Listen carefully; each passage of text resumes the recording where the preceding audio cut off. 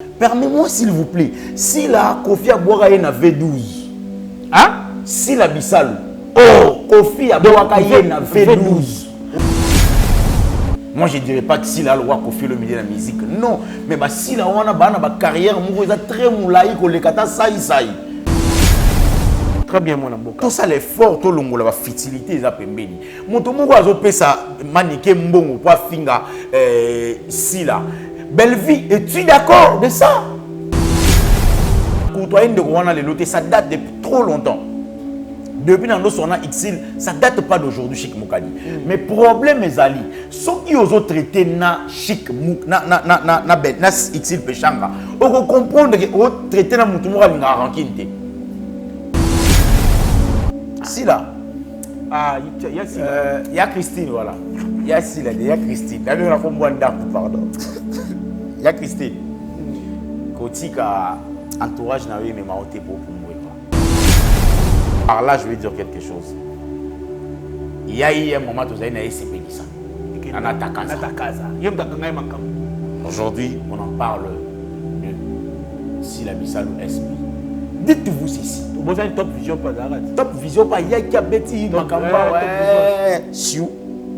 Dites-vous ceci. Demain ou après-demain, la tête tombée sous ma solo. Tombée peut-être ma solo ya Bukangalonzo TV. Au commis pe ko ba changa pe na ba film ko entourage wana. O ba appuyer yo s'il y a un problème au s'agitera ba o salati. Maîtrise-toi ya Christine. Maniké. Ceux qui ont un respect au pe sa babiate pour akufa. Pe satan zembo a yemba respect. Excusez-moi, peut-être c'est leur vie privée, mais je vais quand même le dévoiler vite fait. Et Manika Bota, Anabana, je crois, 5, si je ne m'abuse pas. Nababia Baboti Bana Mibali. Je crois, Bana Yaliboso, Ezali Bana Yababia. Parfait. Yaliboso na Mibali, Bana Yababia. Le reste, on a nous sur la base Bana Babia. Oza Congolais, Olingaka Bana. Orphelinat Vida ezobenga yo tosunga bana balia balala bien bamela bien nzambe akopambola yo akozongisela yo ebele mpona nini oye soutenir orphelin. Orphelinat Vida eza bongo structure oyo eza kokamba bana bitike ndenge bana biso bavivaka na ndako ndenge mpe bana ya Vida il faut bavivre parce que jusque là batoma basila $1 na biso en tout cas ekoliesa bana bitike. Lokola nzambe asenga biso ke tobokola bana o lolenge tobokola ya biso ya ndako naza koliki ete bana biso ya ndako bazolia bazosepela mais ba orphelin o nzambe apesa biso elanga o nzambe apia biso baza na souffrance.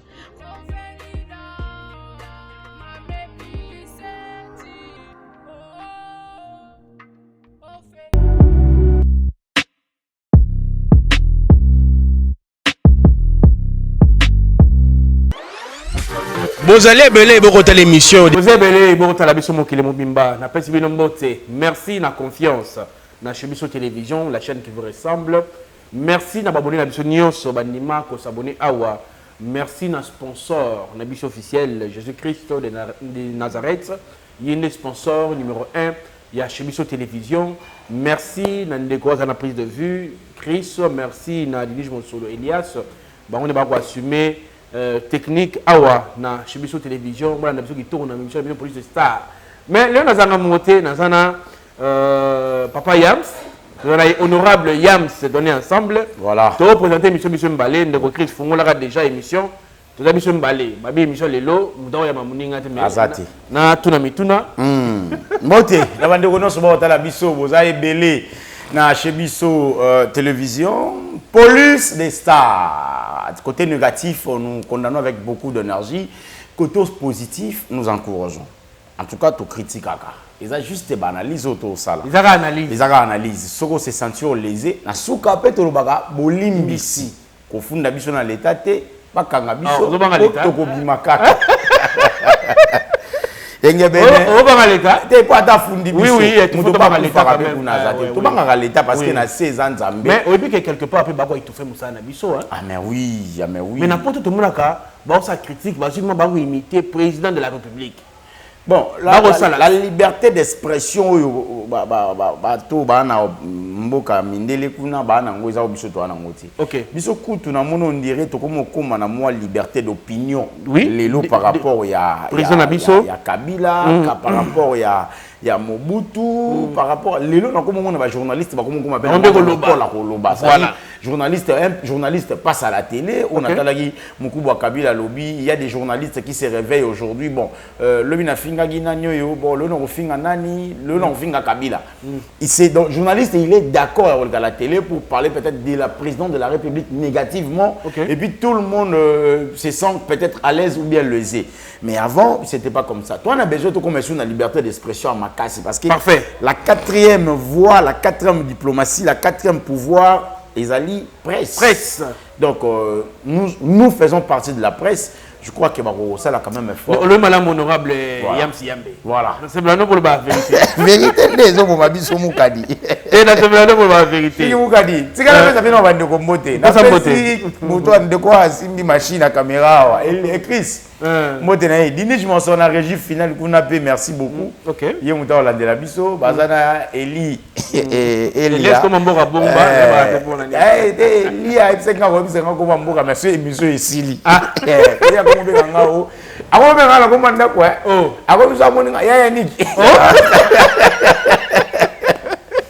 Na hizo na bongo shika zapo ya Mike kaza siba. Donc si on a mis mutabe na Mike mais muto ayibinga ka.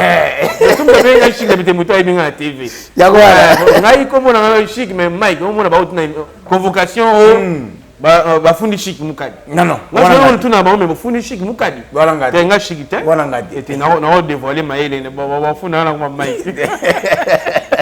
Voilà, mais on a bisoté, toi, un problème. Et ça, juste, c'est grave. Bisoko tout au sala, quand même, Moussalangona, moi, modestine à Malouba.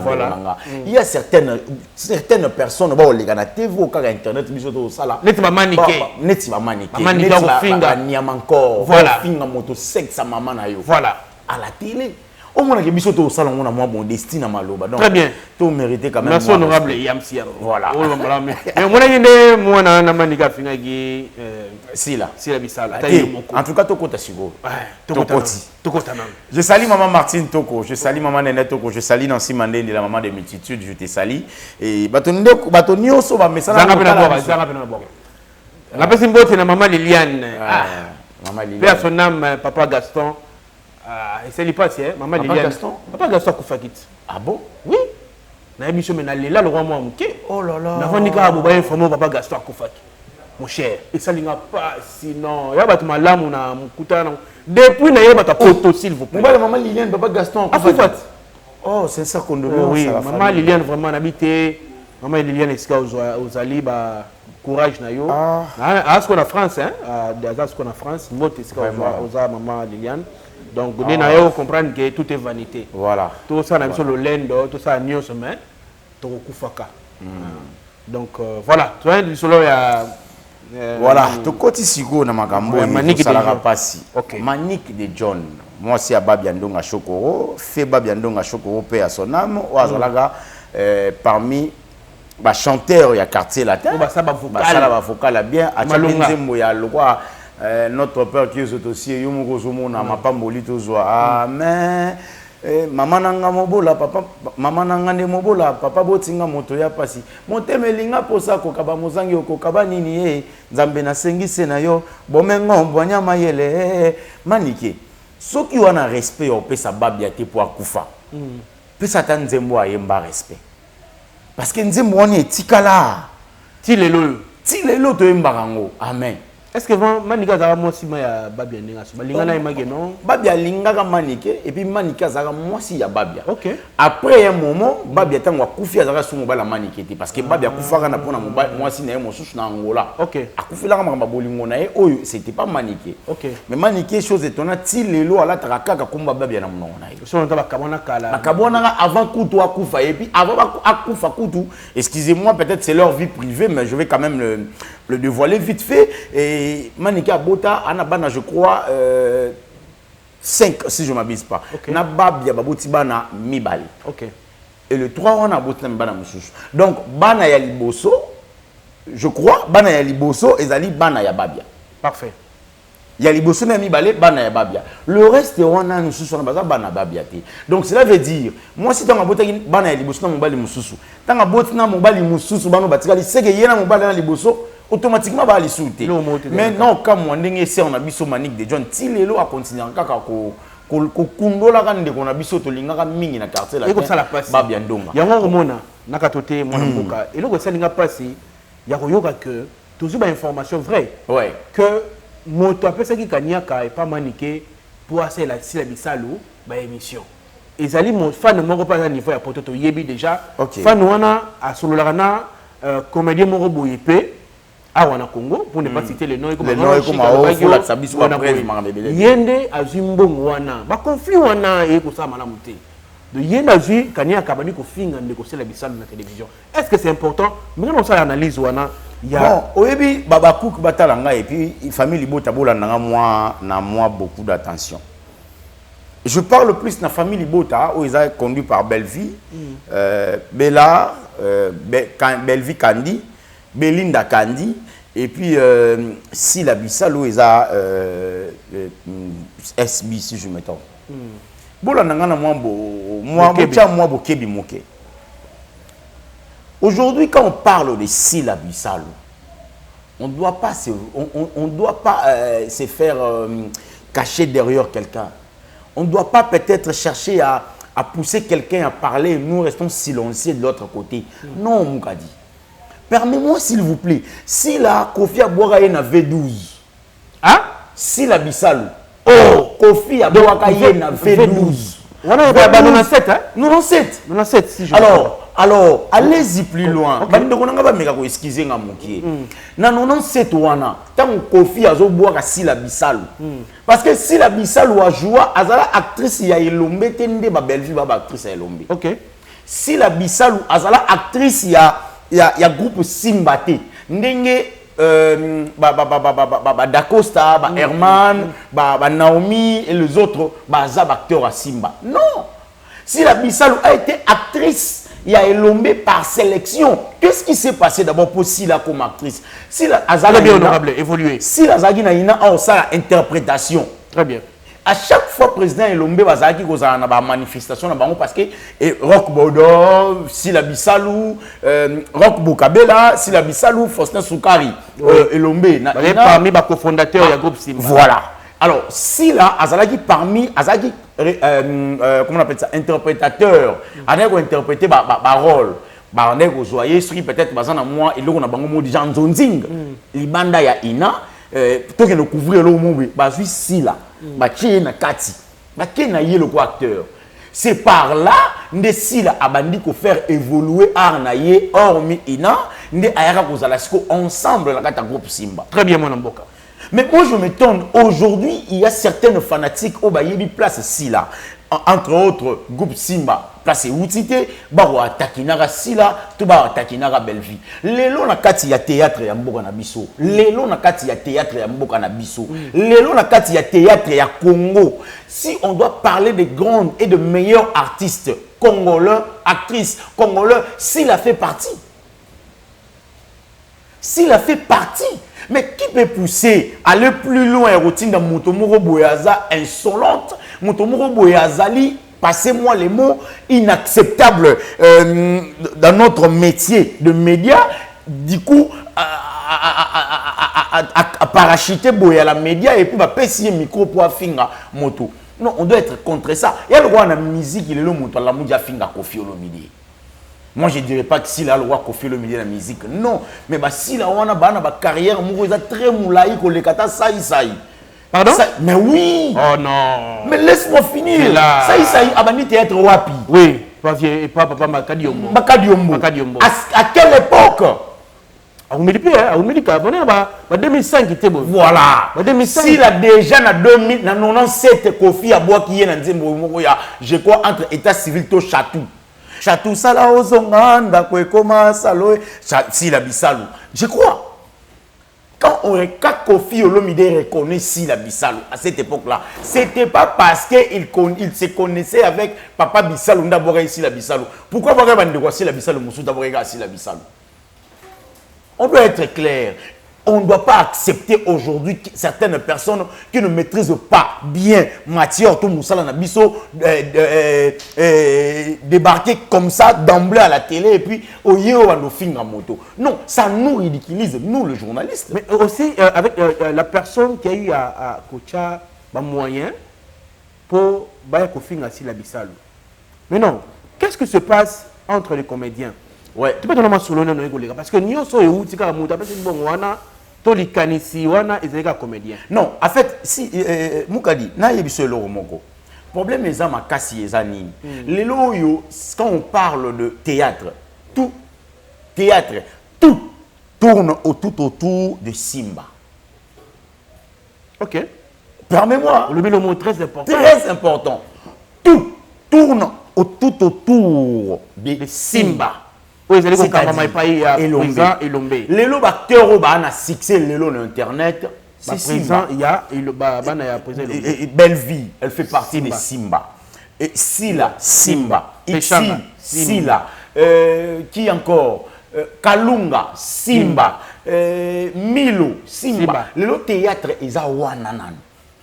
Kita mukie na si Bobo azan ligne Simba. Duchesse Simba. Qui encore? Da Costa, Simba. Herman, Simba. Donc, Simba Lelo. Quand on voit même Jérémy, Lelo a succès, Jérémy Chabani. Simba. Il fait partie à Simba. Da Costa, comment il s'appelle? Décor, Simba. Donc, aujourd'hui, théâtre est basé na Simba. Moseka, Simba. Excusez-moi, Moseka, une bonne actrice aussi. Donc, Simba Lelo, ils ont globalisé le théâtre. Tu sais, il y a eu un moment théâtre qui penché dans Lemba. Théâtre Lungu Lemba, et comme Bandal. Mais ce sont les acteurs Wana. Ils ont fait de leur mieux pour ne particulariser le théâtre. Lelo Batouman a un monopole, il y a théâtre, ils ont Belle Vie, ils ont Sila, ils ont peut-être dit Nana, elle fait partie, elle vient de Sinark TV. Mais sur le problème les alliés, bandeko wana mi balina nous d'abord parce que le problème ils a plus sur Sila Belle Vie. C'est que au bout moi liban est pas posé l'homme que azana rôle munene ya makasi. Oui mais nous on a eu des problèmes avec Fatou Kayembe, excusez-moi. OK. Oui mais muto sangisa ka biso. Pour to kuta na Fatou, to sangana to solo là. C'est président Lombe. Parfait. Pourquoi jouer ka rôle wana?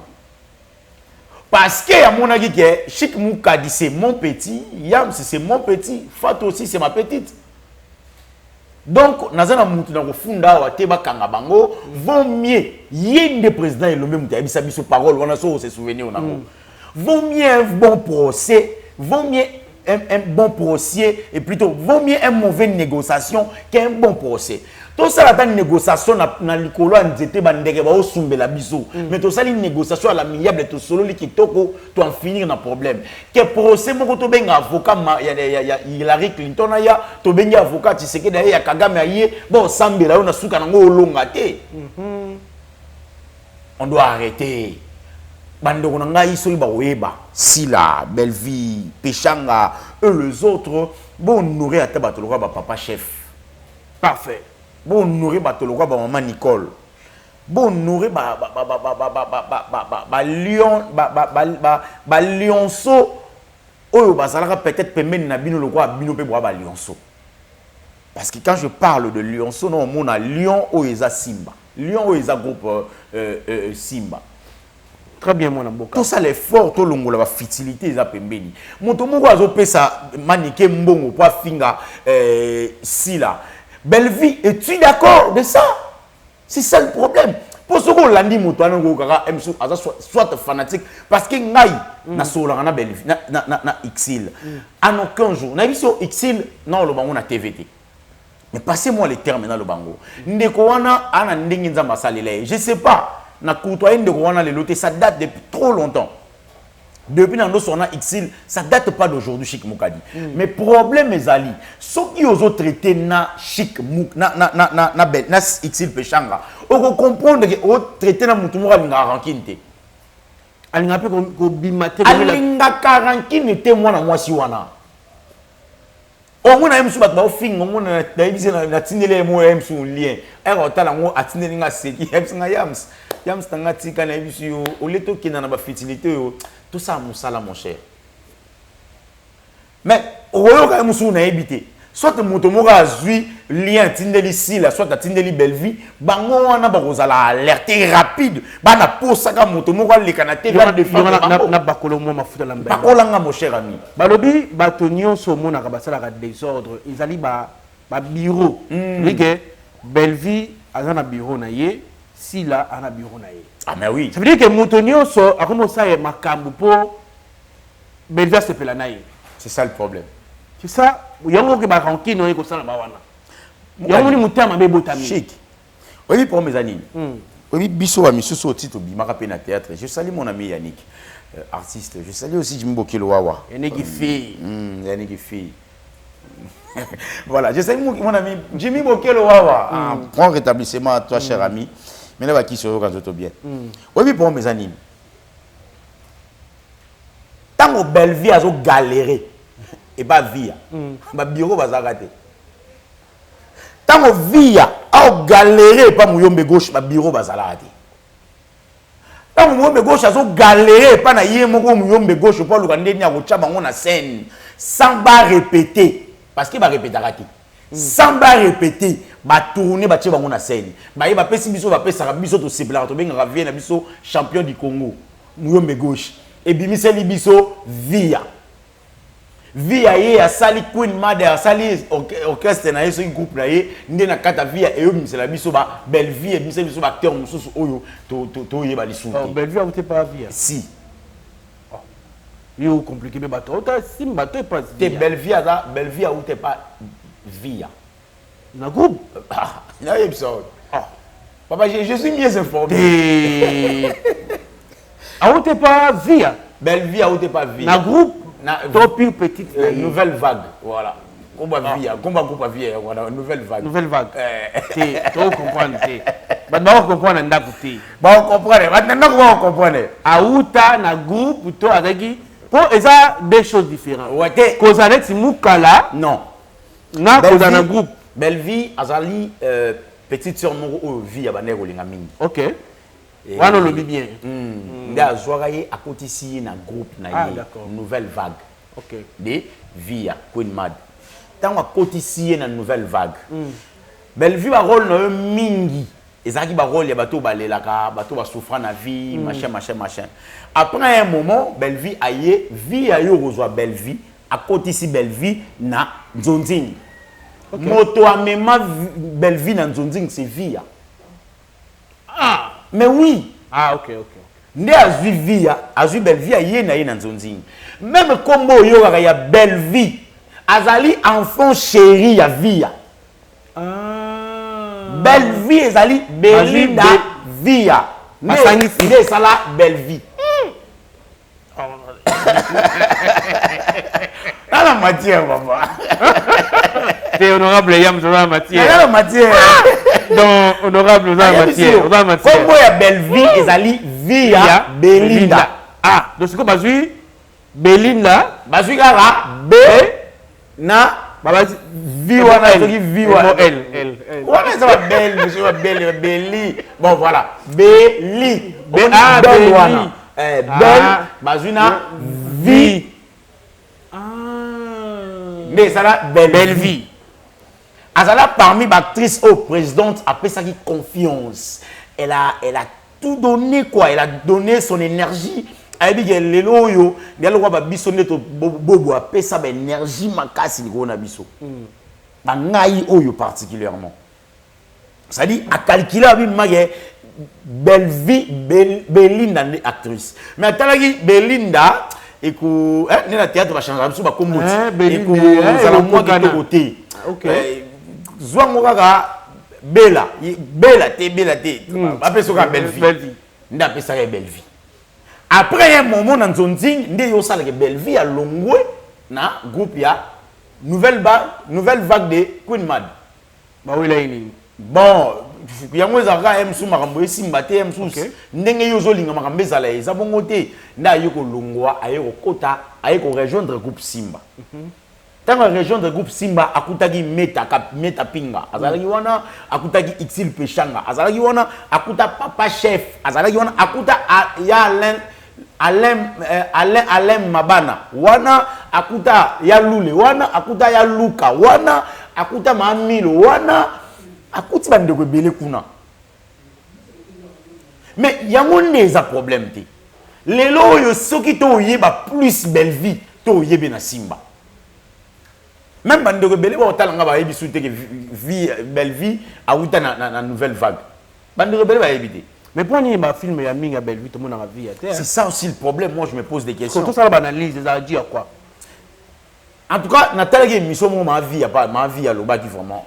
Alors, peut-être, et le mot, les cas où il y a baraté. Parce que, bon, mon cher, ils ont un bébé au biseau de éviter. Il y a un bébé de éviter. Et puis, il y a parmi les bateaux à défendre Bobo à la télé s'il y a un problème. Mais en aucun jour, Bobo a va filmer. Et puis, oh, tu as bactère, Moussou, les gens ont joué. Mais on a bactère, on a joué dans on a gogolé dans la scène. Il a joué.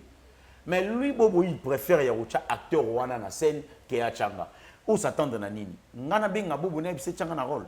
To via abenga belle vie bisa il lukela na rôle. Il y a un moment où tu trahir conscience na bisoté. Chic muka dia ebi kaza redevable té. Mais ebi ke moto a salanga bolango. Chic yo kana biselo mo fali aloba. Obi moto a kabelanga 100 francs. Tant on okeli la. Na moto a kabelinga 20 000 francs. Tant on a commis na mbongo. Non, préféré moto a kabelanga 100 francs. Pour un 100 francs et souvent à niveau moi monsieur moi éviter. Le kabelanga 20 000 souvent on a 200 millions kabelanga 20 000. Mais tant on a kabelanga 100 francs, nazanga le monsieur te na poche pas 100 francs. C'est ça, moto a tchakio a simba kio na le boko a télémisa yo na moment on a faiblesse. Oko lo bateke a bango ba musala te na tala tourner na ta roto. Non bato wana ba otala ba moni ozui. Mais ya tala gi yo avant yo zwa. On doit être reconnaissant. Ou reconnaissant ta fait. Mais ceux qui fanatique ne atinda kimbongo, on est en parenthèse pour fungola ipoto mega. Très bien, honorable. Ceux qui sont fanatiques ne azana poto atindi mbongo et pas maniqué. Aza fanatique il y a belle vie. À l'obité ngana fanatique il y a famille libota finga ba cook.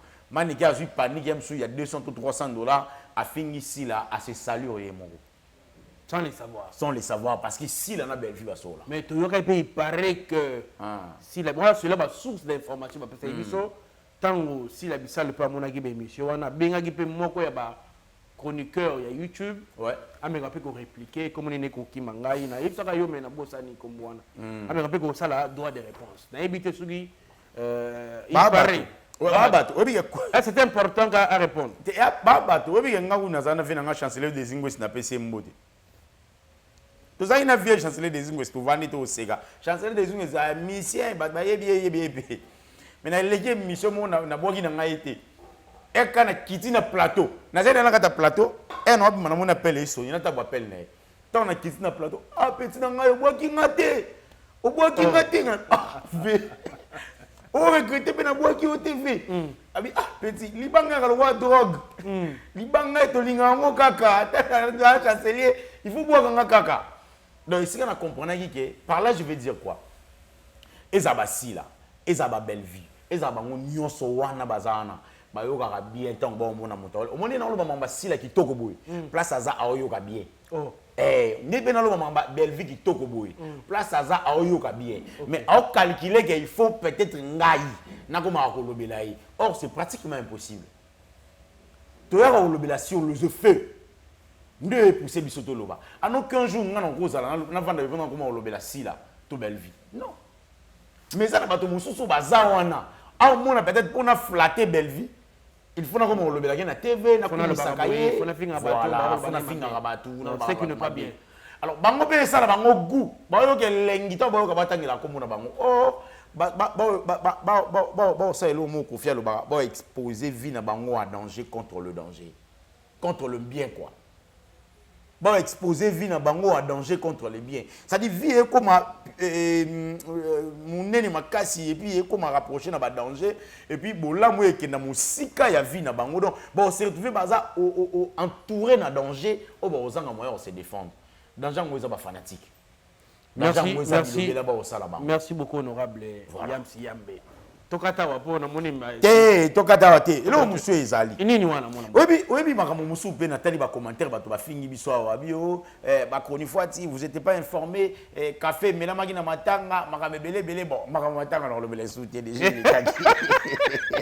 mais on le mino ka vérité ezali vérité bato ba na vérité ma pas leki na alliance wala ma pas on oublie vérité ma pas on to leki na alliance mutaki na ngo ezali vena biso na sali président ya bana okinani vena biso na nyoka longo te nani manda chante ya manda je sali j'étais salivé et ça la vérité nata moto mosu na moni na profil a dinana a lo ba pe makam a cha pe commenter non comprendre est-ce que la dinana po mbala si mape na mona ki live moko ba chez logo ya SB si la bisal de wana ba fanatique mais ache logo ya si la botika ba logo wana parce que c'est pas bon oche photo ya si la bisalu o cha commentaire ya commenter et la si la bisalu tout le monde regarde sur la personne dans le commentaire. Tout le monde voit s'il n'a pas de talagé. Je suis parti. Non, mais commentaire logo à si la bisal bon il y a belle vie ma colomabiata. Comment mon tour fait mon tour ma colomabiata na? Belle vie c'est quoi ma colomabiata? Te na lobby ba commentaire. Fanatique na mtu azana mbandaka. Mais qui on finit ce belle vie ma colomabiata. Est-ce que tu na mbongo na? Tu na la patronne. Tu na una est-ce que yeye kuna cha make up. Monsieur Sanga passe dans ma ya Gabi. Oui. Il y a Gabi en tout cas dans sermon na linga. Parlez-moi dans commentaire de ce que mamba ya Gabi hein. Papa. Il y a Gabi tout le makambo na yeka poto reprocher. Ouais. Mon temps faut le barrer. Et puis et là on a ce peu na ya Gabi à reconnaître qu'il y a ça qui m'a bien. Et fa qui to comme na niveau na reconnaître. Est-ce qu'il y a Gabi derrière reconnaître ma bé? Ouais, raison hein. Ah ouais. Et fa qui to comme na niveau président Elombe atinda fatu zongi sela mbongo na MPSA. Pour effrisser mouké à comprendre que c'est que la salle m'a bien. Si on a posé l'homme, babi posé l'homme des aïétés. Les aïétés. Vous faites le la voix c'est ça l'homme. Mais il y a un peu de lobby bon. Ah. Mais on a une émission mon posé l'homme babi ça ils ont oui. Bon faites au salut président l'homme pour ani. Ah, faites. Si ka biloko faites. Au salut m'a bien faites on a sécurité. On a déjà modèle wa. Il y a modèle bi comité. Il y a modèle bi yété mais comité. Na dia modèle ba comité banani ngai Gesho Fatou Kayembe na mongo na bosani comme assistant 4 personnes. La émission. Ayi bango de bazongi sa imbongo aboko ba yemuko. Ah bango bazongi mbongo ba chako ba président Lombe. Ata bango moko vraiment. Bango ba wi kwa c'est on a comprendre pourquoi parce que président Lombe azo peser. Vous comprenez hein? Président Lombe pesaka. Moi si mon abi président Lombe et que peser ndenge mususu que moni neti ya Gabi jamais aucun manquer président Lombe to président Massou non manka qui indirectement attend à lobby aolo ya lo bananga bongo so zaki si la to belle vie ngalo bana bango bongo ça déjà manquement. Ah bon? Ah ouais, il y a manquement. Et là manquement. Tu as une sous émission. Tu comme une sous émission mais là au moins on va c'est ça. Il y a eu un moment où zaki belle vie dans sa liste qui ngakati. Oui. Il y a eu un moment. Oh, par exemple, ne makambo pe changer na ndimaka na kamoka. Ouais. Izaka belle vie te liboso ezaka nani journaliste nani. Comment nani? Donc on a biso Rabit. Rabi ma fille azalaka ndé attaché de presse c'est maman Olive place Vincent Toulouse yaza. Ah, OK. Avant Vincent ya ezalaka ndé Rabi ma fille. Donc Vincent Rabi a souté comme Vincent. Ne belo bego comme ngo ya. Yo ekolonga maman Olive aza mete o Rabi a changaka tete maman Olive a mutu. Ah, lui aussi ko changer ko ka yamsi ya ozali tsa comédien. Hein? Ba la photo to ba. Ba tika ba to ba ko tsa commenter ba bio kinga kati bona bona ngoloba. Continue là papa. Il regarde ça. Té na lo baté. Ba ongi ne souté. Na lo ba souté. Ba ongi William mo côté mususu. Na lo ba souté. Maman Olive ça va changer bizalé les oies biso. Biso dans la place ongi n'était. Na beto li solo té. Na mo na Facebook. Ba tini va demander mi maman Olive Lembe. Pas mon cher. Mais non like ça. Mais yembe bon yembe. Like ça. Maman Olive. Ba tini ce que Dieu a commis, oh je suis très content de faire connaissance avec toi. Eh bon na bo tala taimo. Tala. Maman Olive Lembe. mon cher maman Olivier Belambaye. Hein? Yambaye. Et là on a douté à nini? Maman Olivier Martine Linga. Parce que là on a douté à nini? Oh t'es na sepela na bino bonabi. Maman Olivier, maman il va yebinga. Maman Olivier yebinga. Maman Olivier yebinga. Sur que zai muto yo na ndenga solo. Ah nga sanga bavantir nga sanga ti. Oh t'es na mbongo $500. Bilone zawa na kinga kacho yo kozwani. Maman. Ayo escroc nga lenga mbongo. Maman Olivier mutavua misi ici là na belle vie. Mkubwa. Mkubwa Mardoché. Monsieur combien lengi? Police de ça. Police de ça. Mkubwa eh. Toi si c'est bizarre, Mkubwa les gars. Yo même de ça faire. Donc ratika la de la dossier. Là tu le plateau. Zela. Et monsieur il est là. Tout appuyer et le moi. Oui. Il y a eu un moment, Bellevue m'entendait au sa liste. Oui, aussi ça peut-être. Tout à coup, boum, et comme ici là. Ma comédien, oh, il va dire qu'il flatter Bellevue pour Bellevue m'entendait au sa liste. Au plan de poste les makamoko de Bellevue à tirer na voisin, ba ke kinga kati. Balongwe, le même voisin. Balongwe. Ba combien pas ici là. Après, ba bandi au finga sur Bellevue. C'est ça ce qui fait mal. Et là, on a séparé en anglais pas de quoi, on a traité hypocrite. Belle vie. Mais, pardon? On a traité en hypocrite. Belle vie. Mais je me suis rendu compte pour dire Nzamba Limbi. Je t'attends bon pardon. Et on a vu ça, Nzamba Limbi ça. Limbi ça oui. Voilà. Na kalo falo parce que na kala. En fait, si il y a un moment on a traité belle vie caca hypocrite. OK. Mais on se rend compte na place moronga na monaki ya monaki ngate je me suis dit ada hypocrite et zande comportement na ye ça dit belle vie azat on ninga za calme bongo c'est pas seulement à la télé même na vie na ye normal elle est comme ça. OK. Sikoyo bato bazela raté que problème moko ye eza chaud ba ozela belle vie à répondre ngo to belle vie à s'agiter. Comment on a dit qu'on a dit sous jour on a de près c'est pas son assiette en fait et ça assiette elle est tellement assise elle maîtrise bien des choses ça dit avant de vraiment quoi que booster facilement c'est pas facile il y a un moment où bande ko belé bazaki pembeni na ye ba longwe bango nyonso bakenda na ba problème. Richard Mukoko alongwa sala ba des ans alongwa na bela alongwa akuma place qui n'est banati Richard Mukoko alongwa na bela non alongwa Jérémy Chabani azali pas belle vie mtando ko ba scénario après alongwe après yoga makambo bimaki na sima ou ba voice tambolaki en aucun jour to yoga belle vie aleki na TV toi sala ta geste et ton mouvement na TikTok to na page na ça fait partie ya bloro yo là que sa maturité na. Très bien. Mais si quoi aussi là, message non lancé par Naé, c'est une grande sœur que j'aime beaucoup. Il y a Christine, voilà. Comment on est, il y a Christine. Il y a Christine. Parce qu'il y a une camarade, il y a une grande sœur camarade dans mon. Mais si l'âme qu'on a. Au bout dans le mini. Oh le gars il y a Christine. Mais si la route a ba génération on a ba top. Si là Azali déjà dans le si les a déjà dans les 50 ans, 48 ans. Oui.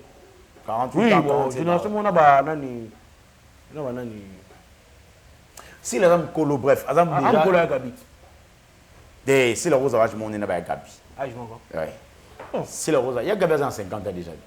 Ah. Et vous avez Gabi na âge. Si. Il y a Gabi à 50 ans. Il y a Gabi à 48 ans. Biso ka mité de vous ça va 40 ans. Il y a Gabi depuis ton hôtel na TV na si le rose à la 48 ans 47 ans. Voilà, à Jambali papa. Ah, Denis, OK. Oui. Vous avez raison. Ouais. Mais on dit que micro kende. Tout ça va vanité. HB pour ça. Tout pour ça né. Oui, ma bandeye, ouais. Si là. Ah, il y a si. Il y a Christine voilà. Il y a si là, il y a Christine. Là on a combien d'arcs pardon. Il y a Christine. Kotika entourage na yo mais maoté pour moi quoi. Fais de ton mieux, ba galon na yo ils à la contrôler par conscience na yo. Ils à la contrôler par sentiment, il y a ba proche, il y a ba bureau na yote. Nathalie chaîne na yo awa il y a pas trop longtemps vous allez quitter. Nathalie chaîne na yo banda robeta ba 200 vies, ba 200K. Na jour moko na ututa langwa wa il y a 3 jours 68K. Par là je vais dire quelque chose. Il y a eu un moment où vous avez na SCP ça. Aujourd'hui, on en parle de Sila Bissalo SB. Dites-vous ceci. Vous avez Top Vision pas d'arrêt. Top Vision pas, il y a qui a bêti, Makamba, ouais. Siou. Dites-vous ceci. Demain ou après-demain, peut-être que tu sous ma sono. Tu peut-être ma solo ya Bukangalonjo TV. Et il y a Kani Makambuto en Poug TV. Au komi pe ko ba bochanga pe na ba film ko entourage wana o ba appuyer yo si il y a un problème au s'agitera ba o salati maîtrise toi ya Christine mais on m'a montré très important on a vraiment mukolo ya nanga honorable Yams on lui m'a vraiment touché la mutema na ngai voilà na si la bisalo te me swinga voilà bocha partout na temps fort yani ki fille le boroleka toza bato ouais mais il y a ma bébé conseil na bakina oyo lobby. Voilà. Si la bisalu c'est bien les lots ils allaient si la bisalu là au cartonné ba redite comme peu trop. Si. Mais quand on peut rebondir pe nan. Hein? Rebondir nan peut c'est bien. Rebondir. Bakisa du nouveau Yassika parce que c'est possible aussi d'appeler caractère le caché. Mukuba Mardoché. Ah Mukuba Kete Yazali. Tu reviens dans cette émission. Émission Sili. Ah si c'est émission. Voilà. Des papa. Yo ba no sagi. Na pesi malewa na biso mbote. Malewa we chimbote, merci beaucoup pour na ndenge bo sala biso biloko kitoko. Merci na Chris Mutazaki na caméra, na prise de vie. Ya ni fille bon que bien. To ba ke mingi. Représenter rock Bokabela. Mukuba rock Bokabela to pesi. Moi moi ya président Bodo, moi la président moi la Teti. Teti, président. Mais toi je comprends. C'est Yannick ici. Mais c'est Yannick. Dis. C'est Yannick ici d'abord. Les deux pieds sur terre. Et monsieur Sili, tout le monde a la merci beaucoup na dîner, je vous ai na prise de vie et puis na Elia na réalisation. Eli juste na suka awa na réalisation na régie finale. Elia va yopesa ka ko bona mboka ka na suka setu. D'accord. Tukabani. Oza congolais olingaka bana orphelinat vida ezobenga yo tosunga bana balia balala bien bamela bien nzambe akopambola yo akozongisela yo ebele mpona nini oye kosoutenir baorphelin. Orphelinat vida eza bongo structure oyo eza kokamba bana bitike ndenge bana biso bavivaka na ndako ndenge mpe bana ya vida il faut bavivre parce que jusque là batomaka basila te $1 na biso en tout cas ekoliesa bana bitike lokola nzambe asenga biso ke tobokola bana oyo lolenge tobokola ya biso ya ndako naza koliki ete bana biso ya ndako bazolia bazosepela me baorphelin oyo nzambe apesa biso elanga oyo nzambe apia biso baza na souffrance.